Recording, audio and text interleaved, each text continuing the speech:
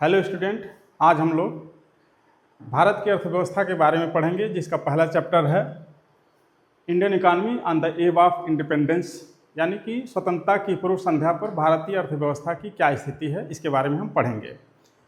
स्वतंत्रता की पूर्व संध्या पर यानी कि ब्रिटिश रूल के दौरान भारतीय अर्थव्यवस्था या इंडियन इकॉनमी किस दशा में थी, इसके बारे में इस चैप्टर में डिटेल में बताया गया है। लेकिन क्या भारतीय अर्थव्यवस्था वर्स ऑफ हुई यानी बदतर हुई या कुछ अच्छा हुई, इसके बारे में हम तभी जान सकते हैं जब हम इतिहास के बारे में कुछ जान लें, यानी इंडियन इकॉनमी की हिस्ट्री के बारे में जान लें कि हाँ, Indian economy in history pre era of British rule, British शासन के पहले की क्या स्थिति थी उसके बारे में हम जान लें, तब इस दशा में हम निर्णय कर सकेंगे कि ब्रिटिश रूल के दौरान इंडियन इकॉनमी वर्स ऑफ हुई या बेटर ऑफ हुई। तो इसके लिए हम थोड़ा सा इतिहास में नज़र डालेंगे। तो सबसे पहले हम आपको ये बता दें कि विश्व की दो अर्थव्यवस्थाएं ऐसी हैं जिनकी पॉपुलेशन बहुत ज़्यादा है, वो चीन और भारत की अर्थव्यवस्था है, और ये दोनों अर्थव्यवस्थाएं पुरानी सभ्यता के नींव पर बनी हुई हैं। भारतीय अर्थव्यवस्था और चीनी अर्थव्यवस्था कहीं ना कहीं पुरानी सभ्यता वाली अर्थव्यवस्थाएं हैं। सभ्यताएं भारत और चीन में ही क्यों विकसित हुई, इसके पीछे भी एक बहुत बड़ा कारण है यहाँ की भौगोलिक स्थिति। तो जब आप भारत की भौगोलिक स्थिति के बारे में देखेंगे तो आप पाएंगे कि भारत और चीन दोनों पर्वत से घिरे हुए देश हैं। अब भारतीय अर्थव्यवस्था में भारत में ये जो हिमालयन क्षेत्र है, हिमालयन क्षेत्र वो यहाँ से यहाँ तक ये पूरा पाया जाता है और यहाँ से मुड़कर अंडमान निकोबार द्वीप में आ जाता है। और चीन की जो अर्थव्यवस्था है, चीन में यहाँ भी पहाड़ है, और इन दोनों भौगोलिक स्थिति के कारण, जोग्राफिकल लोकेशन के कारण जो यहाँ है, यहाँ भी कृषि को विकसित करने में मदद मिली और यहाँ भी कृषि को विकसित करने में मदद मिली। तो भारत है वो हिमालय पर्वत के, हिमालयन रेंज के कारण इसकी जोग्राफिकल लोकेशन कृषि के अनुकूल है, और चीन में जो ये इधर पर्वत है उसकी जोग्राफिकल लोकेशन के कारण कृषि के अनुकूल है। और जब कृषि के अनुकूल हुआ तो यहाँ के जो लोग थे वो बहुत पहले, यानी कि जब यूरोप, अमेरिका और अफ्रीका के लोग घुमंतु थे और केवल शिकारी थे, उस समय यहाँ के लोग कृषि का विकास कर लिए। और जब कृषि का विकास हुआ तो कृषि की आवश्यकता के लिए यहाँ की जनसंख्या बढ़ी, और कृषि के कारण भी यहाँ की जनसंख्या बढ़ी। कृषि की आवश्यकता में लेबर्स की ज़्यादा ज़रूरत होती, इसलिए जनसंख्या बढ़ी, और कृषि से उनको आराम मिला, इसलिए जनसंख्या बढ़ी। कल्चर की नीड के कारण यहाँ की जो पॉपुलेशन थी वो तेज़ी से ग्रो की, और एग्रीकल्चर के रिजल्ट के कारण भी, यानी कि जब अन्न मिलने लगा, आराम से अनाज मिलने लगा, उनको शेल्टर मिलने लगा, तो यहाँ की पॉपुलेशन तेज़ बढ़ी। और जब तेज़ बढ़ी तो यहाँ के लोगों का जो फॉरेन ट्रेड था, वो सिल्क रूट, आप लोग नाम सुने होंगे, चीन से शुरू होकर यूरोप तक चला गया। अब जब रूट जिसके पास व्यापार होने लगा तो यहाँ बहुत ज़्यादा दोनों देशों में, विशेष रूप से भारत में सोना इकट्ठा, गोल्ड इकट्ठा होने लगा, इसीलिए भारत को सोने की चिड़िया कहा जाने लगा। अब भारत की सोने की चिड़िया थी तो यूरोप के जो देश थे वो भारत से व्यापार करते थे। तो आप देखेंगे कि जो भूमि वाले देश थे, ये पुर्तगाल हुआ और ये फ्रांस हुआ, यहाँ की डच है, ये सब भारत के साथ ट्रेड करते थे। लेकिन वो ट्रेड होता था लैंड रूट से, ना कि सी रूट से, समुद्री मार्ग से नहीं, स्थल मार्ग से व्यापार होता था। इस स्थलीय व्यापार से भारत के पास धन इकट्ठा होने लगा, और इसलिए ये भारत सोने की चिड़िया दिन पर दिन बढ़ता गया। चूँकि भारत पहले से ही बहुत ही आकर्षक देश रहा, मोस्ट लुक्रेटिव कंट्री, क्योंकि यहाँ आना और जीना यहाँ आसान था दुनिया के अन्य देशों की तुलना में। चीन की बात हम नहीं कर रहे हैं, क्योंकि चीन पहले से ही सभ्य देश था, हमारे साथ ही उसकी सभ्यता विकसित होती रही, तो यहाँ अन्य देशों की से आकर बसना आसान था, इसलिए भी यहाँ की पॉपुलेशन बढ़ती गई। आप पाएंगे कि भारत की आबादी बहुत ही मिक्स्ड आबादी है, तो यहाँ बसती गई। और जो यहाँ आक्रमण हुए, चीन पर 5 आक्रमण हुए हैं, और 5 बार यहाँ मास बसा हुआ, बहुत सारे लोग आकर बसे, लेकिन भारत में सैकड़ों बार ऐसे आक्रमण हुए, और जो आक्रमणकारी आए वो यहाँ बसते गए। तो इस तरह से भारत एक बहुसांस्कृतिक देश होता गया, और यहाँ धन इकट्ठा होता गया। उस धन के लालच में यहाँ ब्रिटिशर्स और अन्य यूरोपीय कंट्रीज आने लगे। लेकिन मैं बता रहा था कि पहले लैंड से व्यापार होता था, लेकिन एकाएक क्या स्थिति हुई कि 1498 में वास्को डी गामा समुद्र मार्ग से भारत पहुंचा। वो ये स्थिति थी कि आप इस तुर्की को देख लीजिए। तुर्की में ये 20 से समुद्री मार्ग है जो ब्लैक सी तक जाता है। ये बहुत पतला है, इतना पतला कि शायद किसी बड़ी नदी की जितनी इसकी चौड़ाई हो, और इसका तुर्की का केवल एक तरफ अधिकार था। लेकिन जब वहाँ खलीफा के नेतृत्व में तुर्की ने दोनों तरफ अधिकार कर लिया तो इस रास्ते को बंद कर दिया। ये जो पतला नौगम में रास्ता था जो स्थल मार्ग को जोड़ता था पुल के माध्यम से या नौकाओं के माध्यम से, इस पर तुर्की के अधिकार हो जाने के कारण ये रास्ता यूरोपियंस के लिए बंद हो गया। इधर उत्तर तरफ ये नॉर्थ है, नॉर्थ तरफ ये बहुत ज़्यादा यहाँ एक पर्वत है। तुर्की के अधिकार के बाद इधर ये ब्लैक सी है, इधर बहुत ज़्यादा हिम आच्छादित यानी कि स्नो से ढकी हुई लैंड है, और यहाँ एक पर्वत है मास्को पर्वत, और वोल्गा नदी है, फिर कैस्पियन सागर झील है। तो उत्तर ये जा नहीं सकते थे क्योंकि वो दुर्गम रास्ता है, यानी कि बहुत ही कठिन रास्ता है। तो उत्तर से व्यापार करने भारत आ नहीं सकते थे, चीन जा नहीं सकते। तो इनके सामने मजबूरी थी कि ये ऐसे रूट की खोज करें जो भारत में आसानी से पहुंच जाए। तो बहुत सारे यात्रियों ने ढूंढा, लेकिन यहाँ भारत वो नहीं पहुंच पाए। 1496 में लिस्बन से, स्पेन की राजधानी लिस्बन से चलकर पुर्तगाल की राजधानी लिस्बन से चलकर वास्को डी गामा 2 साल बाद 20 मई को केरला के तट पर पहुंचा। वो भारतीय जहाज का पीछा करते करते, जो भारत की जहाज यहाँ मेडागास्कर और तंजानिया आई हुई थी, उसका पीछा करते करते वो पहुंचा। जब भारत पहुंचा तो उसी कहा जाता है कि वास्को डी गामा ने भारत की खोज की। वास्तव में वास्को डी गामा ने भारत की नहीं बल्कि भारत पहुंचने के समुद्री मार्ग सी रूट की खोज की थी। तो इस तरह से वास्को डी गामा 1498 में पहुंचा। ब्रिटिशर्स तब तक भारत के बारे में नहीं जानते थे। इस बात क्लियरली आप लोगों को ज्ञात होनी चाहिए कि ब्रिटिशर्स तब तक भारत के बारे में कुछ नहीं जानते थे, क्योंकि ब्रिटिश जो है वो ये ब्रिटिश देश है जो समुद्र से घिरा हुआ है। इसे इंग्लिश चैनल कहा जाता है। समुद्र से घिरा हुआ है, और ये शिकारी थे और लुटेरे थे जो समुद्र में थे। इसीलिए आप कभी भी देखेंगे, इतिहास में जाएंगे, हिस्ट्री में, तो रॉयल नेवी बहुत ही पावरफुल नेवी है। रॉयल नेवी यानी ब्रिटिश रॉयल नेवी इसलिए महत्वपूर्ण है क्योंकि उनका काम ही था मछली पकड़ना और लूटना। तो लूटने के लिए बल की ज़रूरत होती है, और इसीलिए नेवी वहाँ की काफ़ी विकसित हुई। अब तो वो सब हो गए हैं, ज़्यादा विकसित होगा। और यहाँ तक कि उनमें वहाँ के क्राउन का भी हिस्सा हुआ करता था। तो इस तरह ये जब पुर्तगाल वाले पहुँचे तो यहाँ से समुद्री मार्ग से व्यापार शुरू हुआ, और पुर्तगाल और ये स्पेन ये व्यापार करते थे।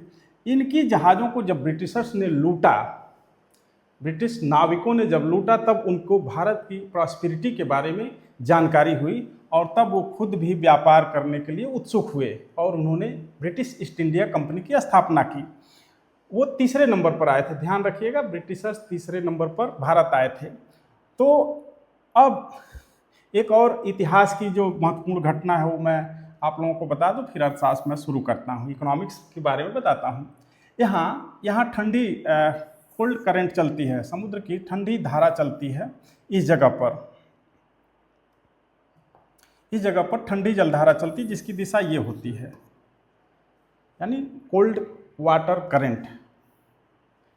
तो ठंडी जलधारा ये होती है। जब यहाँ से जहाज आते थे तो ये यहाँ इनको ठंडी धाराओं का सामना करना पड़ता था। ठंडी धाराएं इतनी ठंडी होती हैं यहाँ की कि लोगों को। और इधर अफ्रीका है, अफ्रीका में बहुत गर्म है, और यहाँ बहुत जंगली फॉरेस्ट लाइक सिचुएशन है, जिससे यहाँ कोई जल्दी पहुँच नहीं पाता था इसको। लेकिन जो नाविक यहाँ पार कर जाते थे तो अब उन्हें होप की भूमि, लैंड ऑफ होप, भारत पहुँचना आसान हो जाता था। इसीलिए इस भाग को केप ऑफ गुड होप, उत्तम आशा अंतरीप कहा जाता है, जो साउथ अफ्रीका में है। तो आशा का ये द्वीप है, अंतरीप था, केप ऑफ गुड होप, क्योंकि यहाँ पहुँचने के बाद वो आसानी से भारत पहुँच सकते थे, तो इसलिए इसे केप ऑफ गुड होप कहा जाता है। तो तात्पर्य कुल मिला के मतलब ये है कि भारत पहले से ही अच्छी स्थिति में था, और यहाँ बहुत सारे आक्रमण हुए, और वो मैक्सिमम आक्रमणकारी, मोस्ट ऑफ इन्वेजर आकर भारत में बसते गए, लेकिन ब्रिटिशर्स थे, इनका उद्देश्य यहाँ बसना नहीं था, बल्कि यहाँ की व्यापक धन संपत्ति को अपने देश ले जाना था। अब हम आपको यहाँ के स्लाइड पर ले चलते हैं। तो Indian economy prior to British rule, भारत की अर्थव्यवस्था ब्रिटिश रूल के पहले कैसी थी, इसके बारे में एक समरी के रूप में इतिहास के बारे में आपको जानकारी दी गई कि कैसे सभ्यताओं के विकास के साथ साथ भारत में धन इकट्ठा होता गया और भारत कैसे एक प्रॉस्पेरियस कंट्री बनता गया। लेकिन ब्रिटिशर्स ने इसे तेज लूटा, बहुत ज़्यादा एक्सप्लॉयटेशन किया भारतीय अर्थव्यवस्था का, जिससे हम स्वतंत्रता की पूर्व संध्या पर एवं इंडिपेंडेंस डे हम क्या थे इसके बारे में हम आपको जानकारी देते हैं। आपको ये जानकर हैरानी होगी कि ब्रिटिश रूल जब शुरू हुआ उस समय भारत दुनिया का सबसे पढ़ा लिखा यानी एजुकेटेड कंट्री था, और ब्रिटिश रूल जब समाप्त हुआ तो मोस्ट ऑफ इलिटरेट कंट्रीज में एक था। इससे आप 190 वर्षों के शासन के ब्रिटिश रूल को आप आकलन कर सकते हैं। एज समरी आप देख सकते हैं कि स्वतंत्रता की पूर्व संध्या पर भारत की क्या स्थिति थी। Prior to the British rule Indian economy was a vibrant and prosperous economy. British rule के पहले भारतीय अर्थव्यवस्था विविधीकृत थी, बहुत व्यापक थी, और ये जो थी सेल्फ डिपेंडेंस थी। यहाँ बहुत अमीर अर्थव्यवस्था थी, प्रॉस्पेरियस इकॉनमी थी। आपको इतिहास बताते समय मैंने ये बताया कि कैसे भारत का व्यापार विश्व के बहुत सारे देशों के साथ होता था और भारत को केवल और केवल गोल्ड मिलता था। कारण इसका ये था कि अन्य कोई मुद्रा तब चलन में थी नहीं, वहाँ उत्पादन था नहीं कि उसके बदले वो वस्तुएं ले आते। क्योंकि अब जो व्यापार होता है, इंटरनेशनल ट्रेड होता है, इसमें मैक्सिमम बार्टर टर्म पर होता है। आप चीज़ें दे रहे हैं तो चीज़ें प्राप्त कर रहे हैं, लेकिन एक मूल्य का मापक जो है वो है डॉलर। अब पहले ऐसा कुछ था नहीं, जब आप चीज़ें देते थे तो उसके बदले सोना ही मिलता था, इसलिए भारत में सोना इकट्ठा होता गया। ऑन द एग्रीकल्चरल फ्रंट, कृषि की स्थिति में it was a self contained rural economy where cultivators themselves were the owner of land. इसकी एक छोटी सी कहानी है। प्राचीन भारत में जो भी किसान खेती करता था वो भूमि का स्वामी होता था, लेकिन ब्रिटिश रूल में वह भूमि का स्वामी नहीं रहा। इसके पीछे उनका ब्रिटिशर्स की इकॉनमी पॉलिसी थी।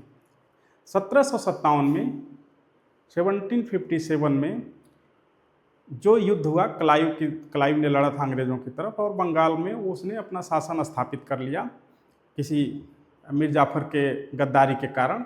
तो जब 1757 से भारत पर अंग्रेज़ों का शासन शुरू होता है, 1793 में जो वहाँ का वायसराय लॉर्ड कॉर्नवालिस था, लॉर्ड कॉर्नवालिस ने यहाँ से ज़्यादा मालगुजारी यानी भूमि कर वसूलने के लिए, इसे आप कह सकते हैं टैक्स वसूलने के लिए जमींदारों को नियुक्त किया। जमींदार वो थे, वो बिचौलिए थे, वो ब्रिटिशर्स न तो भारत के लोगों को जानते थे, न भारतीय भाषा जानते थे, इसलिए उन्हें इस सुविधा के लिए थोड़ा पढ़े लिखे लोगों को जमींदार नियुक्त किया। जमींदारों को यह अधिकार था कि वो भारतीय किसानों से कर वसूलते, मालगुजारी वसूलते, यानी कि टैक्स, जिसको लैंड टैक्स कहा सकते हैं हम।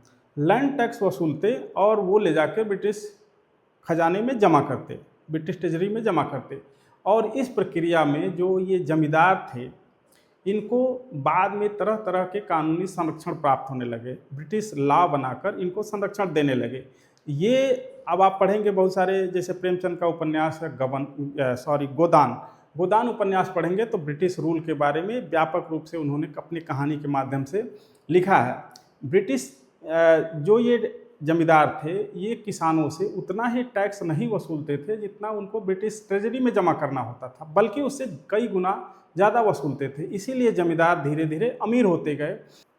ब्रिटिशर्स ने जमींदारों को अधिकार दे दिया कि जो किसान समय से मालगुजारी जमा नहीं करता है उसकी ज़मीन आप जब्त कर सकते थे। तो इसीलिए धीरे धीरे ये जो ज़मीनें थी वो जमींदारों के पास इकट्ठा होती गईं, और किसान जो पहले खुद उस भूमि के मालिक होते थे, स्वामी होते थे, वो धीरे धीरे भूमिहीन होते गए और केवल ब्रिटिशर्स से किराए पर लेकर ही ये खेती कर सकते थे। जमींदारों से किराए पर लेकर ही ये खेती कर सकते थे। इस तरह से जमींदारों ने किसानों को लूट लिया, उनकी भूमि जब्त कर ली। तो आप स्वतंत्रता के समय पाएंगे कि बहुत बड़े बड़े जमींदार थे।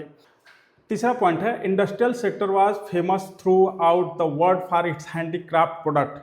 आप लोग सुने होंगे कि जो मिस्र में गीजे का पिरामिड है, ग्रेट पिरामिड, उसकी ममीज में जो कपड़े लपेटे हैं वो ढाके के बने हैं। ढाका इस समय जो बांग्लादेश है उसकी राजधानी है। वो ढाके के कपड़े, यानी इतने अच्छे क्वालिटी के कपड़े भारतीय बुनकर बनाते थे हैंडीक्राफ्ट के, अपने हाथ से हथकरघे के माध्यम से, कि वो दुनिया में प्रसिद्ध थे। तो इसलिए ढाके का मलमल बहुत प्रसिद्ध था, रेशमी कपड़े यहाँ प्रसिद्ध थे, और उस व्यापार मार्ग को सिल्क रूट यानी रेशम मार्ग ही कहा जाता था। Our export enjoyed global reputation. The silk and cotton textile were famous for their fine quality, and the metal and precious stonework were famous for excellent craftsmanship.